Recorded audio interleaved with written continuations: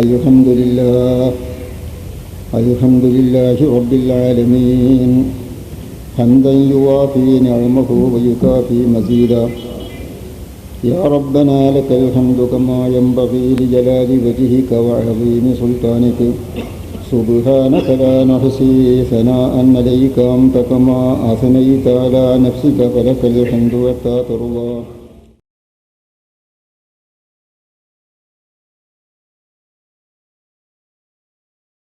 الحمد لله رب العالمين والصلاة والسلام على أشرف المرسلين وعلى آله وأصحابه أجمعين. أعوذ بالله من الشيطان الرجيم. بسم الله الرحمن الرحيم.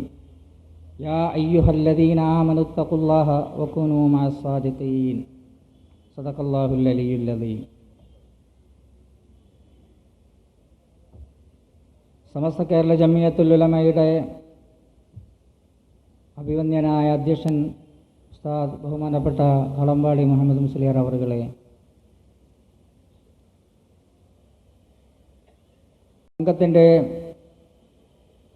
മുഖ്യ കാര്യദർശി ഷെയ്ഖുന ചെറുശ്ശേരി സൈദീൻ മുസ്ലിയാർ അവറുകളെ, സമസ്ത കേരള ജമിയത്തുൽ ഉലമയിലെ പണ്ഡിതന്മാരെ,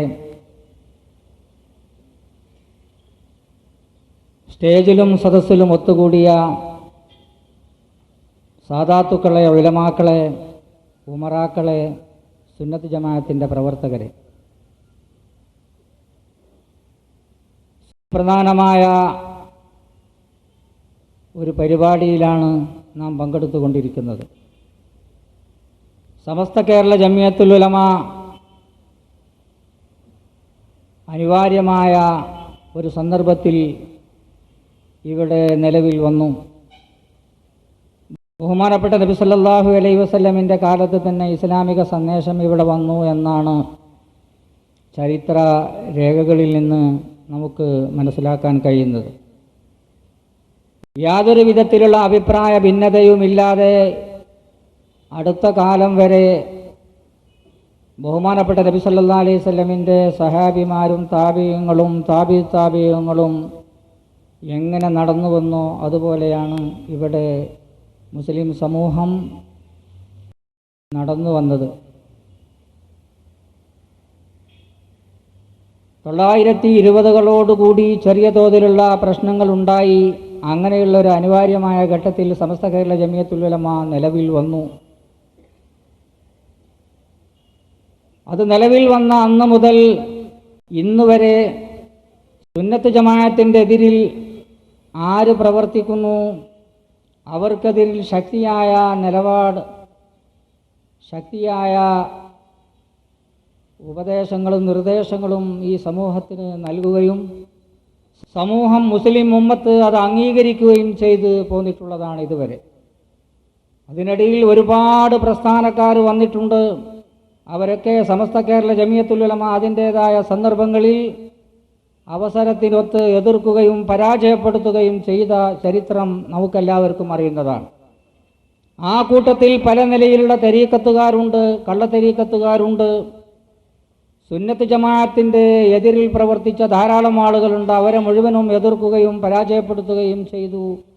സമസ്ത കേരള ജമിയത്തുൽ ഉലമ നിലവിൽ വന്നിട്ടുള്ള ഉദ്ദേശം അതിനു വേണ്ടി തന്നെയാണ്. ഇപ്പോൾ നമ്മുടെ മുമ്പിലുള്ള പ്രശ്നം നിങ്ങൾക്കെല്ലാവർക്കും അറിയുന്നതാണ്. ആരും ആ തരീക്കത്തുമായി ബന്ധപ്പെട്ട് ഏതാനും ചില ആളുകൾ അവർ ചില വിശ്വാസങ്ങൾ അല്ലെങ്കിൽ ചില പ്രവർത്തനങ്ങൾ ബഹുമാനപ്പെട്ട സഹാബിമാരും അഹ്ലുസുന്നത്തി വൽ ജമാഅത്തിൻ്റെ ആളുകളും നടന്നു പോകുന്നതല്ലാത്ത മാർഗത്തിൽ കൂടി പോവുകയും ആളുകളെ തെറ്റിദ്ധരിപ്പിക്കുകയും ചെയ്ത സന്ദർഭത്തിൽ തെക്ക് ഭാഗത്തുള്ള പല ആളുകളും പല സംഘടനകളും സമസ്ത കേരള ജമിയത്തുൽ ഉലമയുടെ കീഴ്ഘടകങ്ങളും കത്തെഴുതി ഇങ്ങനെ ഒരു തരീക്കത്ത് ഇവിടെ നിലനിൽക്കുന്നുണ്ട്, ആ തരീക്കത്തിൽ സുന്നത്ത് ജമാഅത്തിനെതിരായ പല പ്രശ്നങ്ങളും നടന്നു വരുന്നുണ്ട് എന്ന് സമസ്തയെ അറിയിക്കുകയും അതനുസരിച്ച് സമസ്ത കേരള ജമിയത്തുൽ ഉലമ ബന്ധപ്പെട്ട് അതിന് പരിഹാരമുണ്ടാക്കുന്നതിന് വേണ്ടി ആലോചിക്കുകയും അതിന് സബ് കമ്മിറ്റി രൂപീകരിക്കുകയും ചെയ്തു. ഞാൻ ചുരുക്കി പറയുകയാണ്, ദീർഘിപ്പിച്ച് പറയുന്നില്ല. അതനുസരിച്ച് അതിനെ സംബന്ധിച്ച് ആലോചന നടത്തി വളരെ നീണ്ട പീരിയഡിലാണ് ആലോചന നടത്തിയത്. ചിലപ്പോൾ 2 കൊല്ലം കൊണ്ട് അല്ലെങ്കിൽ 1 കൊല്ലം കൊണ്ട് 6 മാസം കൊണ്ടൊക്കെ തീരുമാനം ഉണ്ടാക്കാൻ കഴിയാറുണ്ട്. ഈ വിഷയത്തിൽ കുറച്ച് സമയം എടുക്കേണ്ടി വന്നു. അതിൻ്റെ പശ്ചാത്തലം ഇവിടെ നമ്മുടെ നേതാക്കന്മാർ വിവരിക്കുന്നുണ്ട്. ഞാൻ ആ വിഷയത്തിലേക്ക് പ്രവേശിക്കുന്നില്ല. ഏതായാലും വളരെ ബൃഹത്തായ ഒരു റിപ്പോർട്ട് സമസ്തക്ക് സമർപ്പിക്കപ്പെടുകയും അതിൻ്റെ അടിസ്ഥാനത്തിൽ അത് പേച്ച തരീക്കത്താണ് എന്ന് കണ്ടെത്തുകയും ചെയ്തു. മുസ്ലിം ഉമ്മത്ത് അതിൽ നിന്ന് വിട്ടുനിൽക്കണം എന്ന് സമസ്ത കേരള ജമിയത്തുൽ ഉലമയുടെ മുഷാവറ കൂടി തീരുമാനിച്ചു, പത്രങ്ങളിൽ പ്രസിദ്ധീകരിച്ചു. പല കാരണങ്ങളാലും അന്നത്തെ പെട്ടെന്ന് തന്നെ ഇതിന് വിശദീകരിക്കാനുള്ള സാഹചര്യമുണ്ടായില്ല. നമ്മുടെ നേതാക്കന്മാർ ബഹുമാനപ്പെട്ട മാനു മുസ്ലിയാർ ഇവിടെ ഉണ്ടായിരുന്നില്ല. അദ്ദേഹം അതുപോലെ പല ആളുകളും ഇവിടെ ഇല്ലാത്തത് കൊണ്ട് അല്പം താമസിച്ചു പോയി. അതുമായി കൂടുതൽ പഠിക്കാനുണ്ടായിട്ടുള്ള കാര്യങ്ങൾ അതെല്ലാം ഇവിടെ വിവരിക്കപ്പെടും. ബഹുമാനപ്പെട്ട മാനു മുസ്ലിയാർ തിരിച്ചു വന്നു. പക്ഷേ ഈ സദസ്സിൽ വരാൻ കഴിഞ്ഞില്ല. ചെറിയൊരു ക്ഷീണിതനായി അദ്ദേഹം നാട്ടിൽ തന്നെയുണ്ട്. അള്ളാഹു രോഗം ശിഫിയാക്കി കൊടുക്കുമാറാവട്ടെ. നമുക്ക് ദുആ ചെയ്യാം. അപ്പോൾ ഏതായാലും ഇവിടെ ഈ നിലക്ക് ഇത് വിശദീകരിക്കാനും എന്താണ് അതിൻ്റെ സാഹചര്യങ്ങൾ എന്ന് വിവരിക്കാനുമായി നമ്മുടെ നേതാക്കന്മാരുടെ ഒത്തുചേർന്നിട്ടുണ്ട്. അവരെല്ലാം നിങ്ങളോട് സമസ്തൻ്റെ നേതാക്കന്മാരിൽ നിന്ന് ആളുകൾ നിങ്ങളോട് സംസാരിക്കും. അത് കഴിയുന്നതുവരെ നിങ്ങളെല്ലാവരും കാത്തിരിക്കും. വളരെ ഭംഗിയായ നിലയിൽ ഇത് നടക്കണം. അള്ളാഹു സുബ്ഹാനഹു വ തആല നമുക്ക് തൗഫീക്ക് നൽകുമാറാവട്ടെ. സമസ്ത കേരള ജമിയത്തുൽ ഉലമയുടെ ശൈലി ഏതെങ്കിലും കണ്ടതിനൊക്കെ എതിർക്കലല്ല, കണ്ടതിൻ്റെ പിന്നാലെയൊക്കെ ഓടലുമല്ല.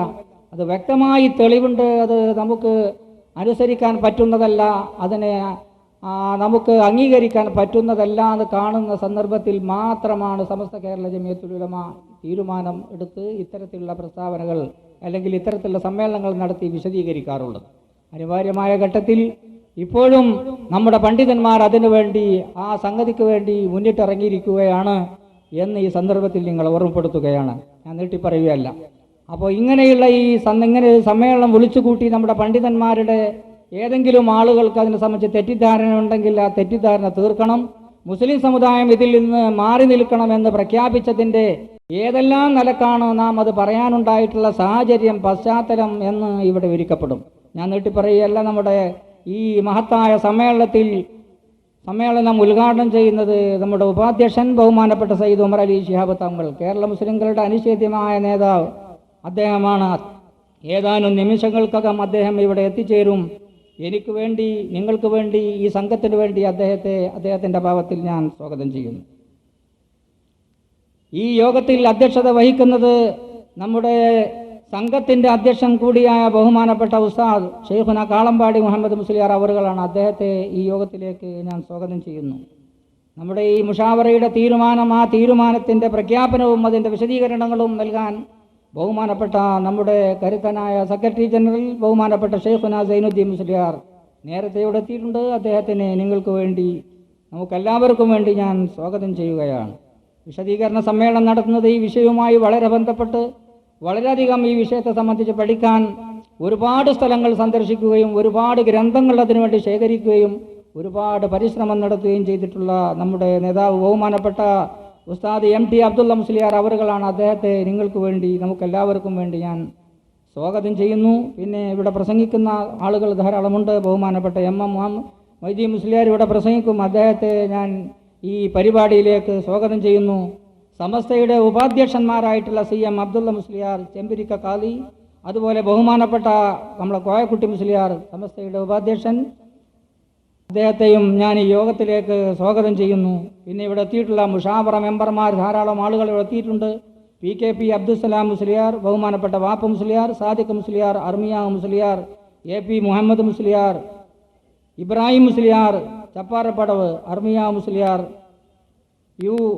UM അബ്ദുറഹ്മാൻ മുസ്ലിയാർ, അബൂബക്കർ മുസ്ലിയാർ അയനിക്കാട്, വില്യാപ്പള്ളി ഇബ്രാഹിം മുസ്ലിയാർ, KT ഹംസ മുസ്ലിയാർ, മുഹമ്മദ് മുസ്ലിയാർ ചേലക്കാട്, ഉമർ മുസ്ലിയാർ കാപ്പ് തുടങ്ങി മുഷാവറയിലെ പ്രഗത്ഭരായ പണ്ഡിതന്മാർ, കൂടാതെ നമ്മുടെ മാരായമംഗലം കുഞ്ഞു മുഹമ്മദ് മുസ്ലിയാർ, TM മുഹമ്മദ് മുസ്ലിയാർ, ഉസ്താദ് ജാമിയ അനൂരിയ, അതുപോലെ നമ്മുടെ ഈ സദസ്സിൽ എത്തിച്ചേർന്നിട്ടുള്ള ഒരുപാട് പണ്ഡിതന്മാർ ഇവിടെയുണ്ട്. അവരെല്ലാവരെയും